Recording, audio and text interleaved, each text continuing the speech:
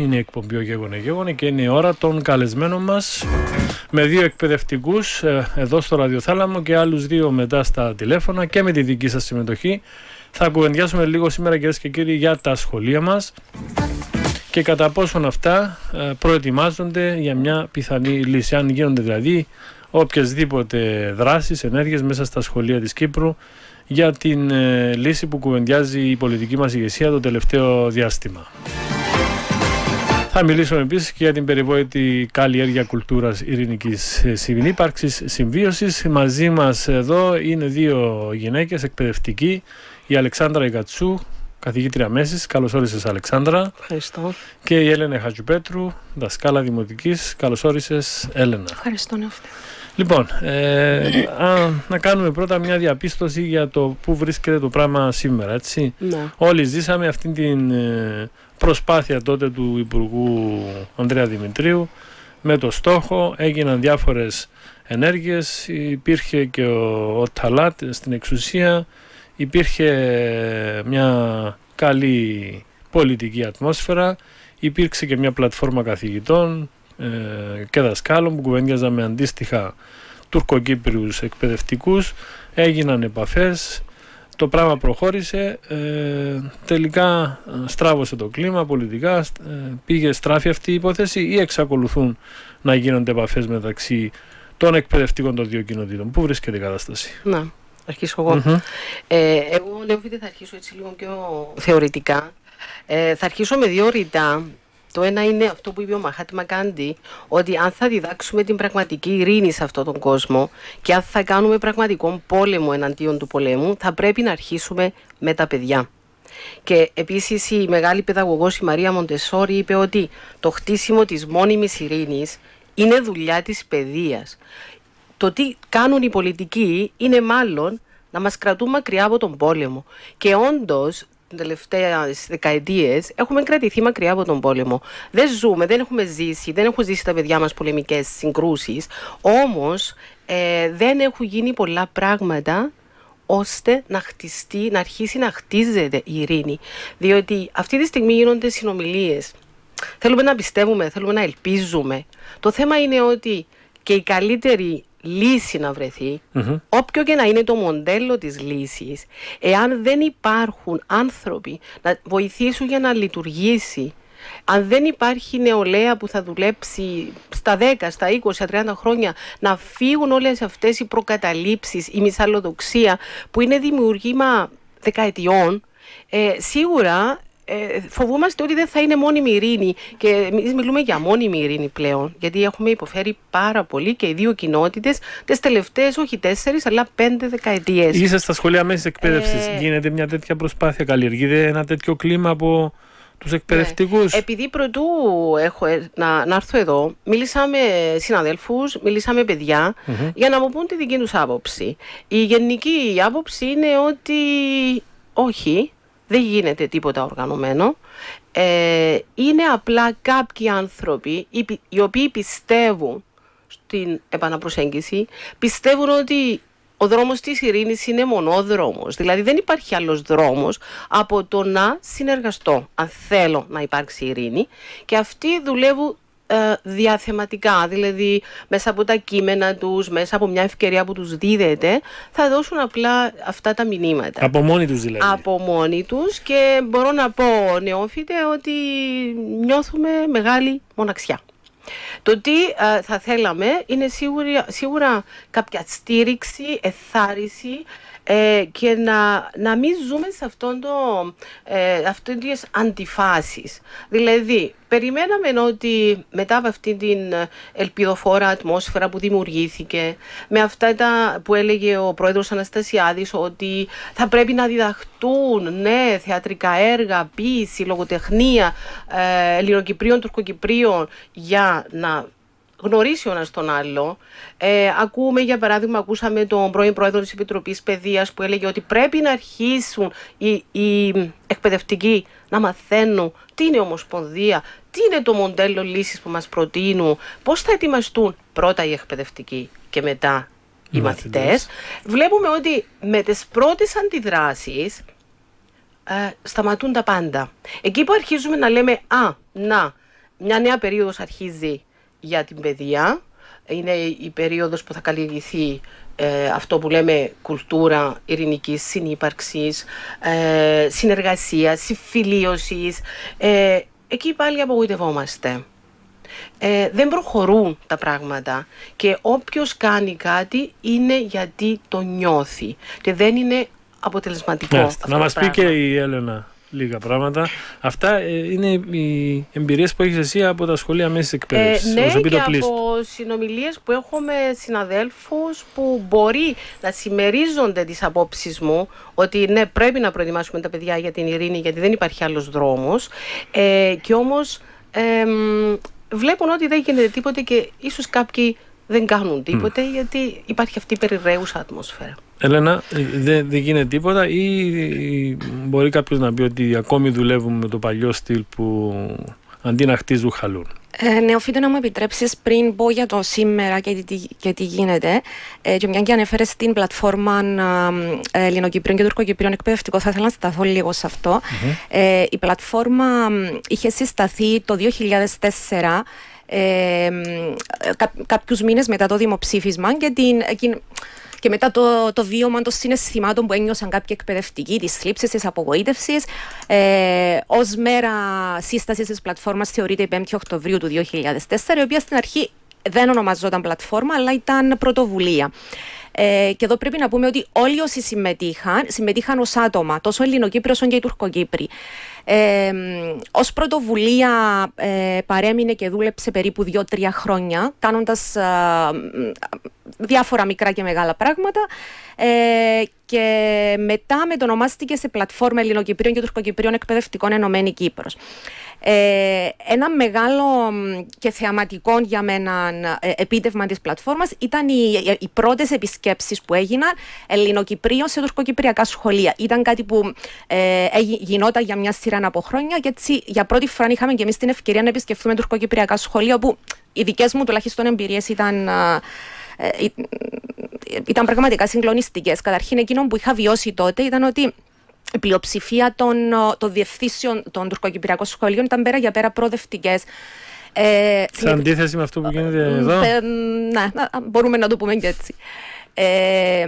Προσωπικά είχα μια εμπειρία σε έναν τουρκοκυπριακό δημοτικό στη Βόρεια Λευκοσία, όπου η πλειοψηφία των παιδιών ήταν παιδιά επίκων. Ήταν σαφές, δηλαδή με το που έμπαινες μέσα στο σχολείο να το αντιλαμβανόσουν.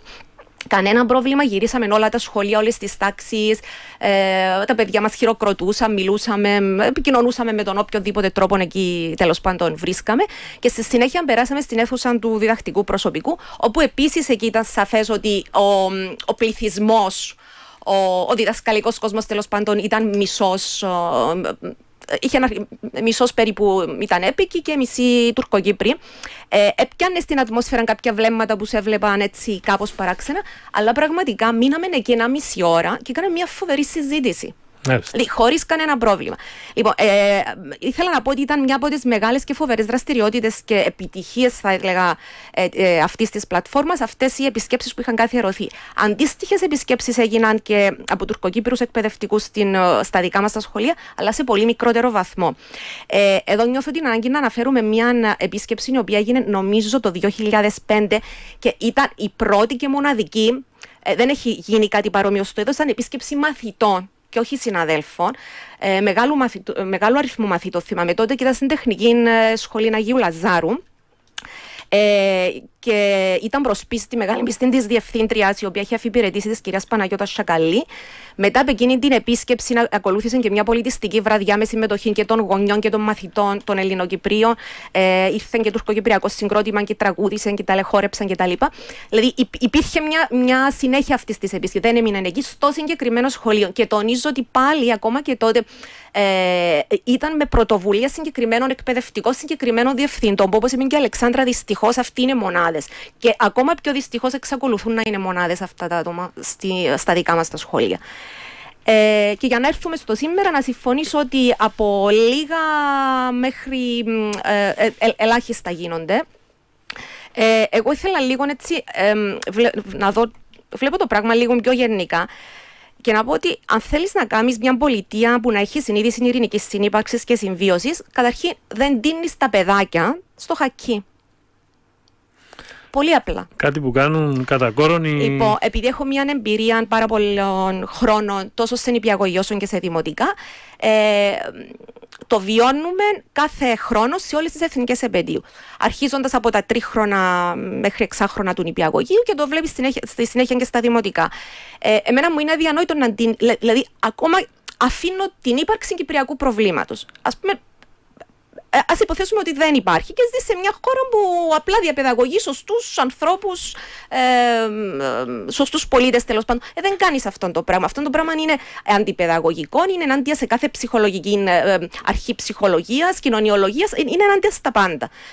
Δεν ανεβάζεις ένα θεατρικό δρόμενο δίνοντας τα μικρά παιδάκια, τα 3χρονα, τα 4χρονα, τα 6χρονα στο χακί, δίνοντας τους όπλα. Και δεν ξέρω, επειδή το βλέπω να γίνεται μέσα σε ένα χρόνο, για παράδειγμα, τον τελευταίο χρόνο το είδα να γίνεται 3 φορές σε διαφορετικά νηπιαγωγεία.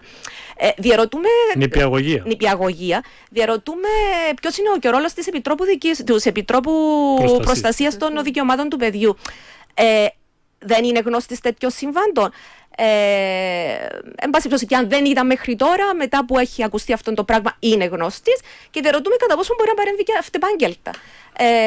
Βγάζοντας μια ανακοίνωση ή κάνοντας έστω μια έκκληση στο Υπουργείο Παιδείας να στείλει εγκύκλιο στα σχολεία που να απαγορεύει αυτές τις καταστάσεις. Επίσης, έχουμε τόσο πλούσια συλλογή από λογοτεχνία, τραγούδια. Δηλαδή, κολλήσαμε στο ανασήκωσε την πλάτη και απόσυσε τους πενταδάχτυλε μου, μας τους έφερε η θάλασσα της Κερίνιας. Δεν με φοβάμαι ούτε συναδέλφους, ούτε οτιδήποτε, αλλά πραγματικά λες και δεν πέρασε μία μέρα από το 1974. Αυτή είναι η δική μου αίσθηση. Και όχι απλά δεν πάμε μπροστά, καταρχήν δεν ξέρουμε και πού θέλουμε να πάμε. Πραγματικά υπάρχει και μία αντίφαση μεταξύ του αυτού που γίνεται σε επίπεδο κυβέρνηση, συνομίλιο και αυτού που γίνεται στην πραγματικότητα στην καθημερινότητά μας. Στη δική μας και των παιδιών. Βασικά όλων μας, γιατί είμαστε είτε εκπαιδευτικοί είμαστε, είτε γονείς είμαστε όλοι και έχουμε παιδιά στα σχολεία, είτε μιλούμε. Οι στόχοι της χρονιάς με το νέο πρόγραμμα. Εννοείς το φετινό για το ρατσισμό και καλλιέργεια μίσους. Βοήθησε κάπως να αλλάξει η κατάσταση? Μπορούμε να μιλήσουμε πρώτα, αν δεν σε πειράζει, επειδή ανέφερες για το 2008, όταν ο στόχος τότε της χρονιάς όταν ήταν επί Προεδρίας Χριστόφια και Υπουργείας Ανδρέα Δημητρίου, ήταν η πρόθεση της καλλιέργειας κουλτούρας και συμβίωσης. Εκεί έγινε πάρα πολλή δουλειά από μέρους του Υπουργείου, γιατί έχω λάβει μέρος σε συνέδρια, σεμινάρια. Μας είχαν στείλει ολόκληρα λίστες από κείμενα Ελληνοκυπρίων, Τουρκοκυπρίων που θα μπορούσαν να χρησιμοποιηθούν. Μας είχαν στείλει ολόκληρη λίστα με δραστηριότητες που θα μπορούσαν να γίνουν εντός και εκτός του σχολείου, πολιτιστικές εκδηλώσεις. Και κάποια σχολεία άρχισαν να κάνουν αυτά. Κάποια σχολεία έκαναν. Αυτό εξαρτώταν από τη διεύθυνση του σχολείου και πόσο ενθάρρυνε. Εγώ προσωπικά να πω ότι λόγω του ότι είμαι και μέλος της δικοινοτικής χοροδίας, ήθελα δηλαδή εκείνη το διάστημα να οργανώσουμε μια πολιτιστική εκδήλωση που θα έδειχνε στα παιδιά μας την κοινή κυπριακή παράδοση. Δηλαδή θα τραγουδούσαμε εμείς σαν χοροδία τα κυπριακά παραδοσιακά τραγουδία που είναι δίγλωσσα, τα οποία τραγουδούν και οι δύο κοινότητες. Θα χόρευαν το δικοινοτικό συγκρότημα την τατσάν και το δρεπάνι και αυτά, και θα ήταν ένα πράγμα το οποίο, ξέρεις, ρωτώντας τα παιδιά, δεν έχουν ιδέα και δεν φταίνε τα παιδιά ότι έχουμε κοινή κουλτούρα. Λοιπόν, μείνος εδώ, είναι ο Παύλος στη γραμμή, εκπαιδευτικός, φιλόλογος, και αυτός προσπάθησε μέσα από αυτήν την πλατφόρμα. Να σας παρακαλέσω να φορέσετε τα ακουστικά σου. Παύλε, καλό απόγευμα. Καλό σας απόγευμα και σε εσένα και στην ωραία παρέα σου. Μια μέρα θα τα πούμε και από κοντά. Βεβαίως. Ποια είναι η κατάσταση στα σχολεία, ποιο είναι το κλίμα? Κουβεντιάζουμε για να λύσουμε το κυπριακό. Στα σχολεία, τα σχολεία προετοιμάζονται, άλλαξε κάτι? Αυτό είναι το ζητούμενο. Αυτό ρωτάμε. Ναι. Καταρχήν έχω μια αμφιθυμία αυτή τη στιγμή. Από τη μια θέλω να συμφωνήσω απόλυτα με τις φιλοξενούμενες που άκουσα. Από την άλλη είμαι ίσως λίγο πιο απεσιόδοξος εγώ, γιατί βλέπω μια επιδείνωση. Δυστυχώς τα πράγματα έχω την αίσθηση ότι κινούνται προς το αρνητικότερο, ακόμη και μέσα στο κλίμα των συνομιλιών, ακόμη και την περίοδο, αν θέλεις, της έναρξης αυτής της διαδικασίας με τον πρόεδρο Αναστασιάδη και τον Μουσταφά Κιντζή. Γίνονται πράγματα σήμερα στα σχολεία τα οποία δείχνουν ότι κινούμαστε σε μια περαιτέρω συντηρητικοποίηση που είναι αρκετή για να αδειάσει στην πράξη ακόμη και εντολές που έρχονται από πάνω. Έστω και αυτές οι δειλές κινήσεις που έχουν γίνει, για παράδειγμα, με τον στόχο της ΜΑΣΦΕΤ. Είναι μια κίνηση με τη ρητορική του μίσους, να το ως να απαλλαγούμε από αυτή, μέσα από τους στόχους της χρονιάς, η οποία είναι καθ' υπόδειξη του Συμβουλίου της Ευρώπης, αλλά θα μπορούσε να είναι στη διατύπωση της και πιο σαφής όσον αφορά τη δική μας την περίπτωση. Αλλά η συντηρητικοποίηση, ιδιαίτερα στην κορυφή της πυραμίδας του Υπουργείου, και μιλώ για το στελεχειακό δυναμικό του Υπουργείου Παιδείας, οδήγησε ώστε ακόμη και αυτός ο στόχος να μην φτάνει κάτω στα σχολεία υπό μορφή δράσεως συγκεκριμένων που να στοχεύουν κυρίως στην άρση του μίσους κατά των Τουρκοκυπρίων και των Τούρκων. Υπάρχει, αν μπείτε στην ιστοσελίδα του Υπουργείου και δείτε την εξειδίκευση αυτού του στόχου, μπορείτε να δείτε ένα μακρύ κατάλογο από δράσεις οι οποίες μπορούν να γίνουν. Καμιά από αυτές δεν έχει σχέση με το πραγματικό μας πρόβλημα. Κατευθύνονται προς τη ρητορική του μίσους για το θέμα των μεταναστών, που είναι σημαντικό βέβαια, αλλά δεν είναι αυτό που μας ενδιαφέρει. Για την ευρωπαϊκή ταυτότητα και συνείδηση κτλ., αλλά αποφεύγουν παντελώς οποιαδήποτε εξειδίκευση στο κύριο πρόβλημα που έχουμε εμείς, που είναι η ρητορική του μίσους απέναντι στην κοινότητα, την άλλη κοινότητα, και απέναντι στο άλλο έθνος, το τουρκικό. Μάλιστα. Είναι και η Μαρίνα η Αρμεύτη στη γραμμή. Να δώσουμε και σε αυτή τον λόγο. Μαρίνα, καλώς απόγευμα. Καλησπέρα, Νεόφιτε.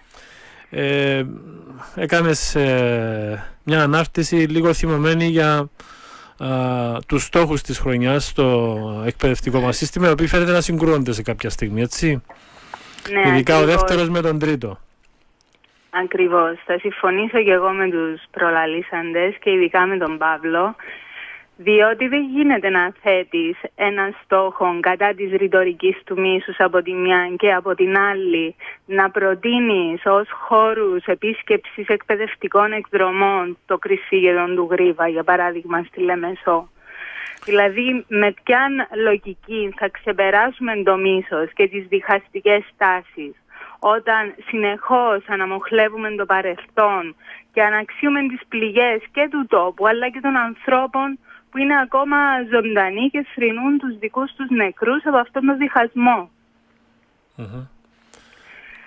Θεωρώ ότι το Υπουργείο Παιδείας πρέπει να καταλάβει την ευθύνη που έχει απέναντι στον τόπο, απέναντι στις νέες γενιές, και αν ακόμα οι δύο ηγέτες έχουν τις διαφωνίες τους και αν ακόμα δεν τα βρουν και αν ακόμα χαθεί αυτή η ευκαιρία, η κουλτούρα ειρήνης σε αυτόν τον τόπο πρέπει να χτιστεί.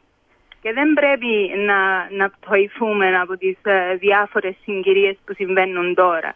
Σε ανύποπτο χρόνο στο μέλλον, όταν αυτά τα παιδιά θα είναι ενήλικες, ίσως να κληθούν να ζήσουν μαζί.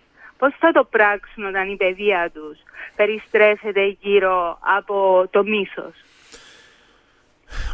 Να πούμε για όσους δεν γνωρίζουν ότι ο τρίτος στόχος έχει να κάνει με τους αγώνες. Εκστρατεία καταπολέμησης της ρητορικής του μίσους. Ο δεύτερος. Είναι μαθησιακές δυσκολίες. Ναι, και ο τρίτος είναι για τους εθνικούς αγώνες. Είναι συνέχεια, ήταν πρώτος κατά την περσινή σχολική χρονιά και έχει περάσει ο τρίτος φέτος, που είναι συνέχεια βασικά. Εμάς μας ενδιαφέρει βέβαια αυτός ο στόχος που... Να πούμε, αν μας ακούν ακροατές που θέλουν να ρωτήσουν κάτι, μπορούν να τηλεφωνήσουν. Αλλά Μαρίνα, πες μας και εσύ ποιο είναι το αίσθημα που πιάνεις μέσα στα σχολεία. Κουβεντιάζουμε για μια πιθανή λύση. Τα σχολεία, το πυραμίδο, προετοιμάζονται, κάνουν κάποιες ενέργειες ή συνεχίζουν κανονικά? Ακριβώς. Εγώ το αίσθημα που έχω είναι ότι σφυρίζει αδιάφορα το Υπουργείο Παιδείας μπροστά σε αυτήν την πρόκληση. Με τη νέα σχολική χρονιά και εν ώψη των εξελίξεων θα περίμενε κανείς ότι ναι, και το θέατρο που παίχτηκε στην Λεμεσό στο Ριάλτο θα είχε ενταχθεί μέσα σε κάποιο πρόγραμμα να το δουν τα παιδιά, όπως είχε προτείνει και ο πρόεδρος της Δημοκρατίας. Κάποιες κοινές συναυλίες, κοινές συναντήσεις κουλτούρας, συναντήληψης. Πρώτα απ' όλα να χτιστεί η πεποίθηση στα παιδιά ότι αυτά που μας ενώνουν με όλους τους ανθρώπους είναι πολύ περισσότερα από αυτά που μας χωρίζουν. Αντί αυτού βλέπουμε μια αδιαφορία και πολλές φορές μια προκλητική συμπεριφορά, λες και πάλι γίνεται ένας αγώνας δρόμου να αποδείξουμε ποιος είναι ο υπερπατριώτης σε αυτόν τον τόπο.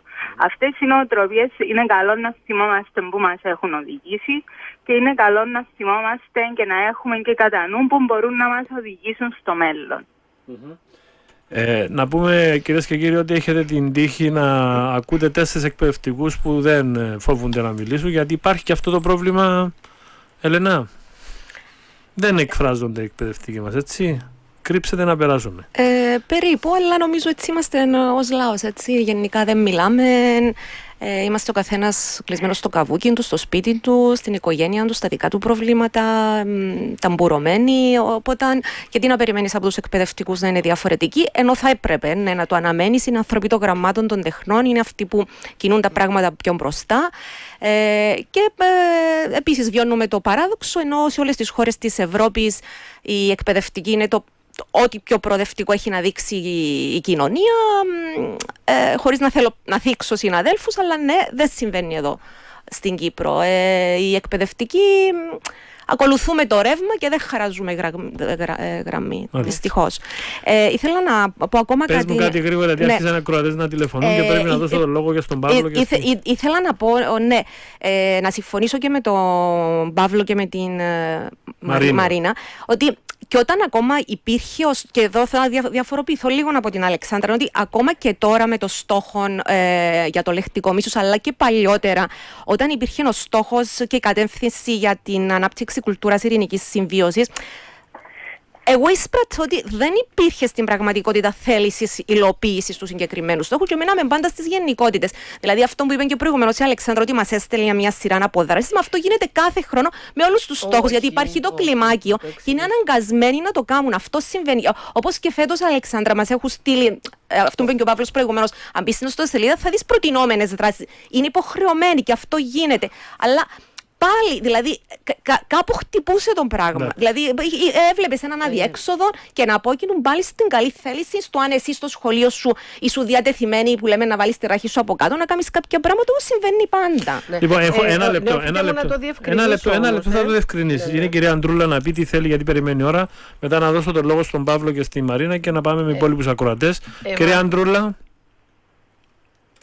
Ναι, οφείτε μου, χίλια μπράβο και σε εσάς και στις κοπέλες εκεί και σε όλους που οι οποίοι αγωνίζονται για αυτό το θέμα και συμφωνώ μαζί σας, υπερθεματίζω, αλλά δεν μπορεί μόνο του όλες αυτές οι οργανώσεις ή τα άτομα θα κάνουν θετικά πράγματα, αλλά χρειάζεται μία δομή, δηλαδή μία ανατρεπτική εκπαίδευση για να μπορέσει να δώσει αυτό το μήνυμα και στα νέα παιδιά και σε εμάς ακόμα, τις παππούδες, τους γιαγιάδες, τους γονείς. Δηλαδή χρειάζεται και η εκπαίδευση μας δυστυχώς έχει αιμονές. Η εκπαίδευση μας καθοδηγείται από σκοταδισμό και για να μπορέσει να πάει μπροστά πρέπει να πει ιστορικά γεγονότα, πρέπει να πει αλήθειες και δυστυχώς δεν είναι έτοιμοι κάποιοι εκπαιδευτικοί. Εγώ ξέρω κοπέλα η οποία είναι ιστορικός και παρουσίασε πριν 3 χρόνια. Παρουσίασε ένα πρόγραμμα της 28ης Οκτωβρίου, το οποίο παρουσίασε και τον Ευτήλιον Πόλεμο, παρουσίασε τον από μια άλλη σκοπιά προοδευτική και είχε να τη φάνε να την κοκαλίζουν. Λυπούμε, η εκπαίδευση μας δυστυχώς πρέπει κάποια να γίνουν δομές και να καταλάβουν ότι πρέπει να αλλάξει αυτή η δομή. Ευχαριστώ. Εγώ ευχαριστώ. Μια καταγγελία από τη Δερίνια. Γονείς, διευθυντές και εκπαιδευτικοί στέρισαν το δικαίωμα, λέει, σε παιδιά δημοτικού να λάβουν μέρος σε ένα δικοινοτικό πρόγραμμα με θέμα τοιχογραφίες που έγιναν από Ελληνοκύπριους και Τουρκοκύπριους στις δύο κοινότητες, αγνοώντας τους στόχους του Υπουργείου Παιδείας.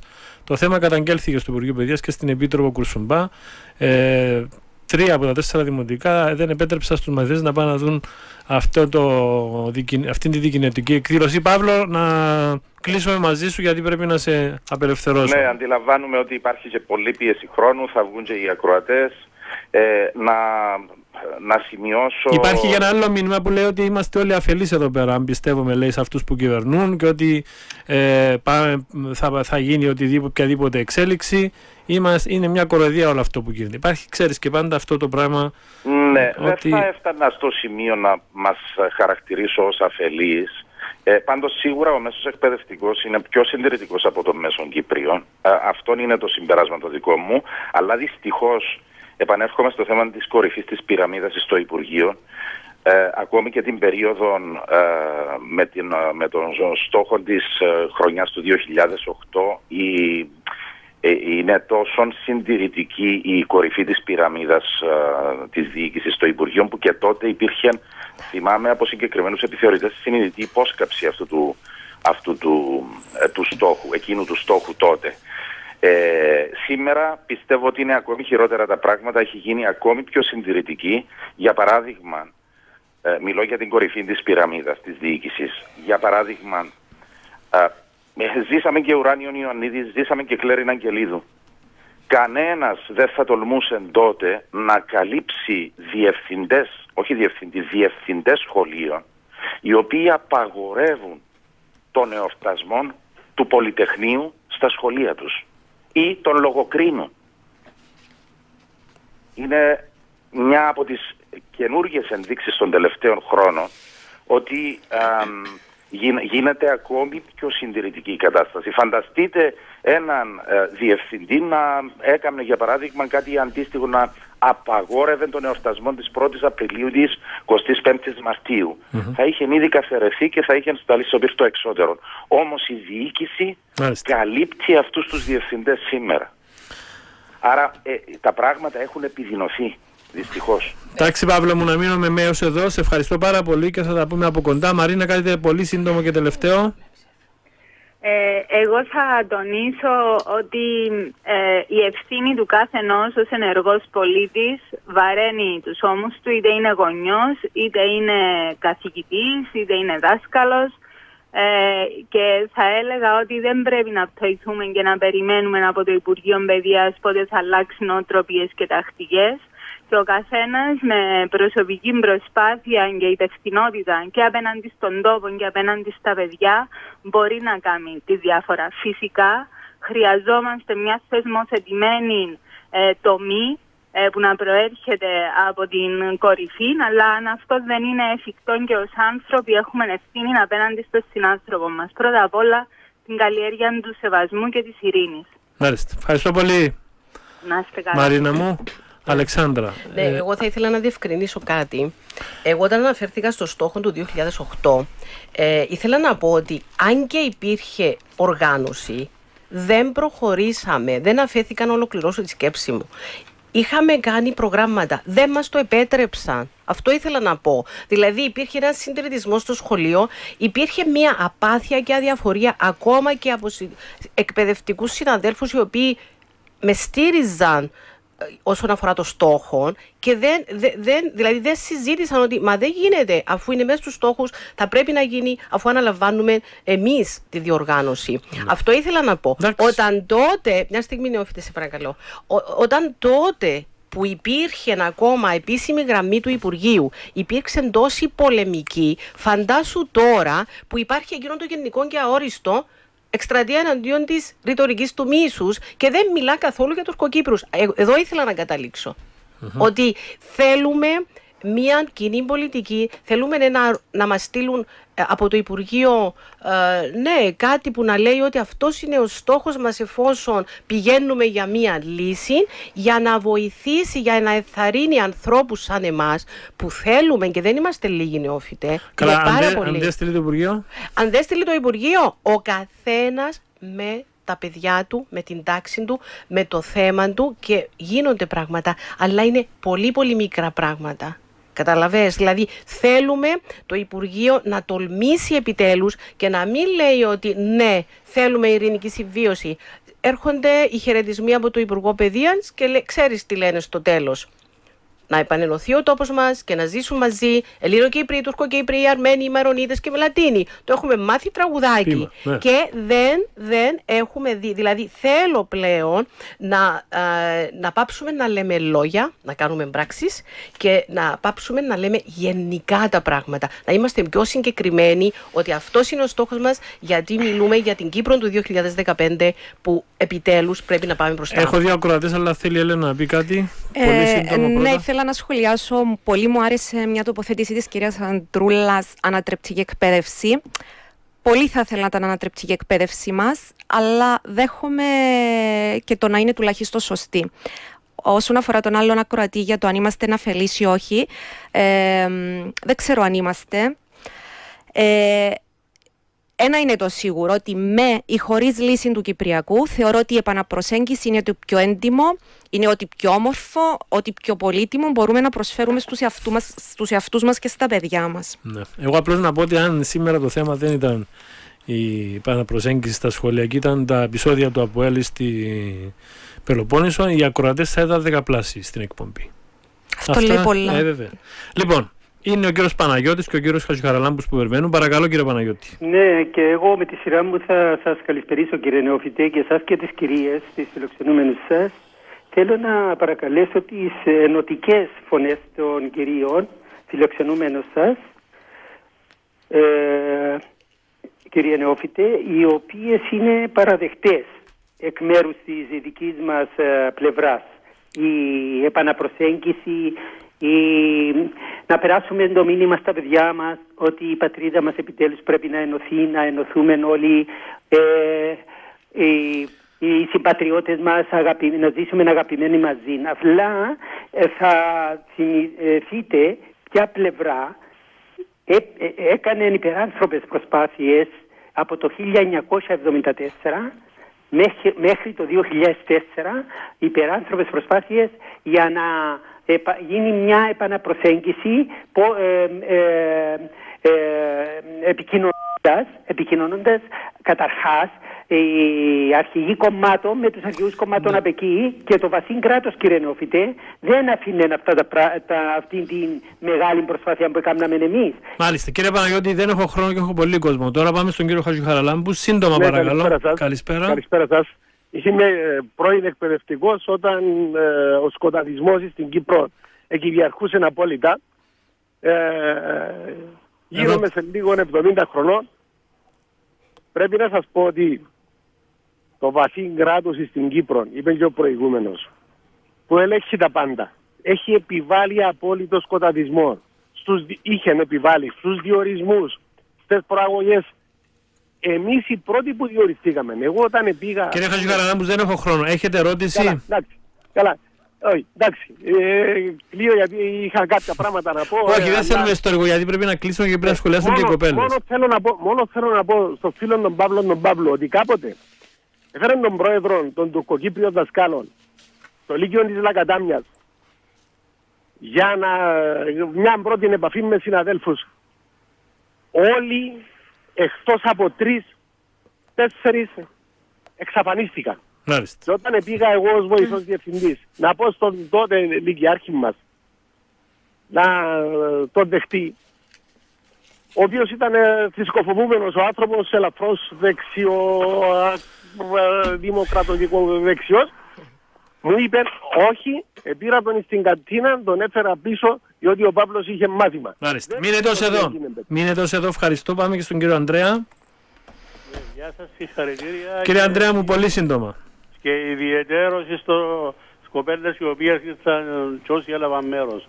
Το λοιπόν, και εγώ θα πω ως μεγάλος άνθρωπος, είμαι 76 χρονών τώρα, επειδή έζησα πολλά γεγονότα τέτοια, δουλεύαμε με τους Τουρκοκύπριους, πηγαίναμε στα χωριά μας με λεωφορεία, μειχτή μέσα, σταματούσαμε στα τουρκικά χωριά, κατεβαίναμε κάτω, μας εγκερνούσαν, έρχονταν στα χωριά μας Λοιπόν, και περνούσαμε μια ζωή. Αυτά τα πράγματα πρώτα εμείς οι γονείς και ειδικά οι δασκάλοι, οι καθηγητές πρέπει να τα εμπάσουν μέσα στα παιδιά, να το χωνέψουν για να επιβιώσουμε. Χρειάζεται από αυτήν την ομάδα που άκουσα απόψε εκεί πολύ περισσότερες εκδηλώσεις Ελληνοκυπρίων και Τουρκοκυπρίων, συγκροτήματα, πράγματα με κάθε λογής για να έρθουμε πιο κοντά, διότι δεν υπάρχει άλλος δρόμος για να ζήσουμε μαζί. Ευχαριστώ κύριε Ανδρέα. Πάμε 3 μηνύματα κοπέλες και να σχολιάσετε με τελικές τοποθετήσεις. Πάμε να λύσουμε τον Κυπριακό και την ιστορία την αφήνουμε πίσω μας χωρίς τομέα κούλπα, λέει ένα μήνυμα. Ας το καταλάβουμε ότι για να πάει σε προοδευτική κατεύθυνση η εκπαίδευση χρειάζεται μια άλλη συνδικαλιστική οργάνωση από προοδευτικούς, αριστερούς, ριζοσπάστες και αντικοφρομιστές εκπαιδευτικούς. Έχουμε μείνει εγκλωβισμένοι σε μια ακραία συντηρητική οργάνωση, την ΟΕΛΜΕΚ. Παίζουμε το παιχνίδι της συντήρησης και η αριστερά φοβάται να πάει σε ρήξη. Γι' αυτό και η παιδεία θα συντηρικοποιείται, λέει ένα μήνυμα εδώ. Και άλλος ρωτάει, προσέγγισε κάποιος τις Ομοσπονδίες Συνδέσμο Γονέων. Και οι γονείς έχουμε τη δύναμη, αλλά η πλήστη εκπαιδευτική είναι εναντίον, λέει άλλο μήνυμα. Έλενα. Να πούμε ότι σε 3-4 λεπτά κλείνουμε. Δεν ξέρω τι εννοεί ο ακροατής όταν λέει άλλη συνδικαλιστική οργάνωση πέραν της ΟΕΛΜΕ και ότι είναι αυτή που θα πάρει τα πράγματα πιο μπροστά. Δεν είμαι τόσο σίγουρη. Δεν είναι θέμα να δημιουργήσεις άλλες συνδικαλιστικές οργανώσεις. Είναι να αλλάξεις μυαλά. Αυτά δεν αλλάζουν. Άρα το ότι η αριστερά φοβάται να πάει σε ρήξη με βρίσκει σύμφωνη. Και τι ήταν το τελευταίο? Συνδέσμοι γονέων, λέει, αν τους έχουν προσεγγίσει κάποιοι. Και αυτό εγώ δεν είμαι σε θέση να το ξέρω, ενώ από πλευράς συνδικαλιστικών οργανώσεων που εδώ ΕΛΜΕΚ ενώ η ΟΛΤΕΚ, δεν ξέρω σε επίπεδο σωμάτων των οργανώσεων τι γίνεται, αλλά υποθέτω ότι ναι, ότι κάτι γίνεται. Μα περί αυτού πρόκειται, ότι και ποιοι είναι στις ηγεσίες των συνδικαλιστικών οργανώσεων και ποιες κατευθύνσεις δίνουν στα μέλη. Άρα, και τους βγάζουν. Εντάξει, και αυτό είναι ένα μεγάλο θέμα. Εμείς τους βγάζουμε, άρα εντάξει.